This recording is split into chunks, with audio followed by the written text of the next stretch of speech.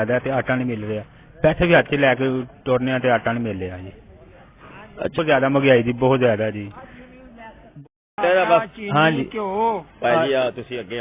भाईजान आटा चीनी घ्यो सब कुछ नहीं मिल रहा। खालस 280 रुपए किलो है। मजदूर बंदा मजदूरी नहीं करन जोगा है। बहुत कम औखा होया पिया। ठीक आटा नहीं मिल रहा। लोग पैसे हाथ में पकड़े फिर रहे हैं, मारे फिर रहे हैं। ये हुकूमत को इस तरफ ध्यान देना चाहिए। इमरान खान साहब जो सरबराह इस मुल्क का उसी में है ना। हमें क्या सोच के वोट दिया था वज़ीर आज़म इमरान खान साहब को? तब्दीली आएगी, लेकिन तब्दीली तो कोई नजर नहीं आ रही। नाज़रीन, तब्दीली के लिए इन लोगों ने वोट दिया था, लेकिन तब्दीली कहीं भी नजर नहीं आ रही।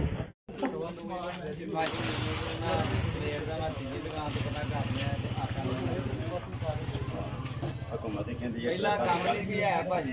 ਠੀਕ ਹੈ, ਜੇ ਹੁਣ ਕੰਮ ਲੱਗਾ ਤੇ ਹੁਣ ਆਟਾ ਨਹੀਂ ਲੱਗ ਰਿਹਾ। ਅੱਛਾ ਜੀ ਭਾਜੀ, ਸਾਡੀ ਜਿਹੜੀ ਨਾ ਤਹਿ ਦਿਲ ਤੋਂ ਸਰਕਾਰ ਨੂੰ ਅਪੀਲ ਹੈ ਕਿ ਇੱਥੇ ਜਰਾ ਅੱਗੇ ਆ ਜਾਓ ਕੈਮਰੇ ਸਾਹਮਣੇ ਆ ਜਾਓ, ਇੱਥੇ ਆ ਜਾਓ। ਅੱਛਾ ਜੀ ਭਾਜੀ ਇਹ ਆਟੇ ਵਾਲੇ ਕੰਮ ਤੇ ਗੌਰ ਫਿਕਰ ਕਰਨ। ਇਹ ਆਟਾ ਕਿਉਂ ਛਾ ਕੇ ਇਹਦੇ ਬਾਰੇ ਕਰਨਾ ਹੈ, ਪੂਰਾ ਤੇ ਅਮਲ ਹੋਣਾ ਚਾਹੀਦਾ। ਅੱਛਾ ਜੀ, ਹੁਕੂਮਤ ਕਹਿ ਰਹੀ ਹੈ ਕਿ ਆਟਾ ਖੁੱਲਾ। ਭਾਜੀ ਵੇਖੋ, ਗੱਲ ਇਹ ਆ ਕਿ ਪਹਿਲਾਂ ਕੰਮ ਨਹੀਂ ਸੀ ਹੈ, ਹੁਣ ਕੰਮ ਹੈ ਤੇ ਹੁਣ ਆਟਾ ਨਹੀਂ ਹੈ। ਠੀਕ ਹੈ। ਕਿਹੜੀਆਂ ਦੁਕਾਨਾਂ ਤੇ ਪਤਾ ਕੀਤਾ ਕੀ ਭਾਜੀ ਇਹ ਚੌਥੀ ਦੁਕਾਨ ਤੇ ਆ ਗਿਆ ਵਾ, ਹਲੇ ਤੱਕ ਨਹੀਂ ਲੱਭਾ।